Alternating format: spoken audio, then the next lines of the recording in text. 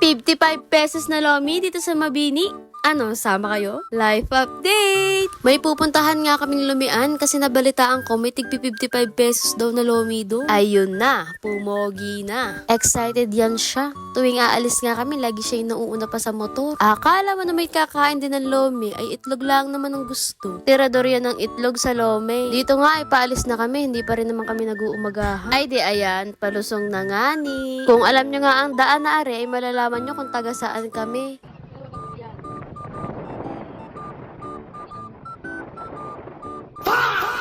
Eh di nandito na kami sa may Santa Mesa. Ibig sabihin ay malapit na din ang kantuhan. Pag nakita nyo yan ay digay kanto na. Ayan nga pala ang aming kantuhan. Hindi ko alam kung kanto rin ng Santa Mesa o kanto ng Talaga. Basta ayan ang daan papunta dun sa amin. Binivideo ko nga pala ang aming pagpunta dun para malaman nyo kung saan kami pupunta. Ayan na. Yung building na yan guys, yan. Yung may nakaparking na motor. Motor? Pabebe. Nagdala nga pala siya ng kanin dahil ang orderin niya ay gisado. Malapit nga lang pala ito sa may Holcim tsaka sa SPX at Alphamart. Dito yan matatagpuan ang Carlos Lumian na may tig 55 pesos. Akalain mo yun, sa mahal ng bilihin ngayon, meron pa rin silang 55 pesos na lomi. Ay talagang pagbahiti ay di ni ang punta. Pagpasok pa nga lang namin ay naglilikot na aring batang are. Tapos ayun ang aming kalamansi binigay na sa amin. Tingnan mo naman na rin batuting are kung ano-ano nang inaalam. Muntik pang malaglag ang kanay. Kagaya nga ng ibang lumian, meron din sila ditong toyo, bawang, sili, tissue, toothpick, lahat na. Sinong hindi babanasin sa iyo yung naka-jacket ka? Tapos din ako'y may naaalala kaya ako'y napatawa. Noong nakaraan nga ay si Chang Aira ang ating pinakain ng kalamansi. May bago tayong target ngayon.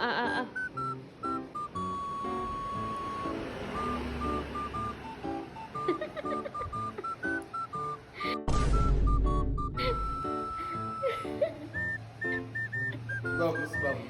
Say hi. Hi. Say hi, say hi. Bagus. Hey, apir. Apir, peace bomb.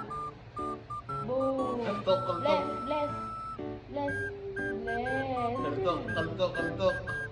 Kantok.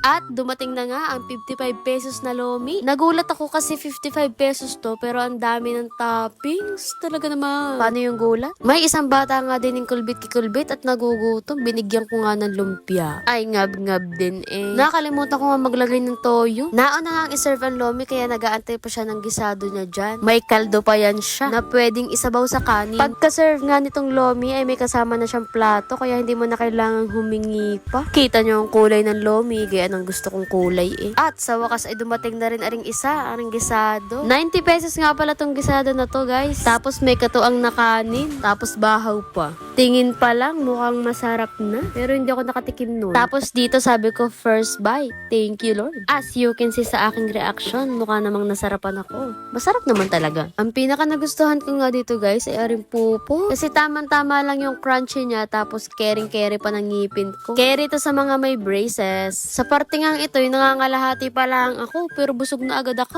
Kaganda naman na rin basong are. Hindi na nga kinaya ng tiyan. Sobrang nabusog ako dun palang sa toppings, guys. Tapos na rin siyang kumain dyan, guys. Tapos ako'y tumayo muna at para bumaba ang aking kinain, sobrang busog eh. Magbabayad na nga ang may kasama pang bulilit. Abay, gusto lagi pasan eh. Eh di yun, naglupagi na. Paalis na nga pala kami, guys. Ito yung view sa labas para malaman nyo kung saan ako kumain. Dito lang yan, sa Carlos Lumian. Papasok muna kami din at titingnan namin ang dagat. Kapag binaybay mo nga yan daan na yan, ay di ka mapupunta. Diyan kami minsan naliligo ng dagat. Parang kasarap tuloy maligo. Sakto pa naman at wala ng bagyo. Charot!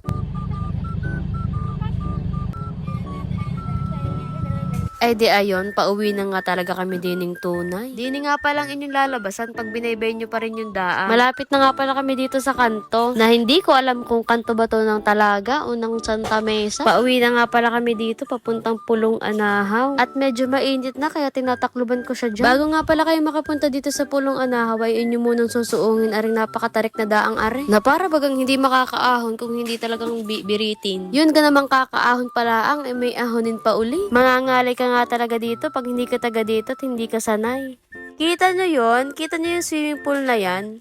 Hindi sa amin yun. Bye-bye!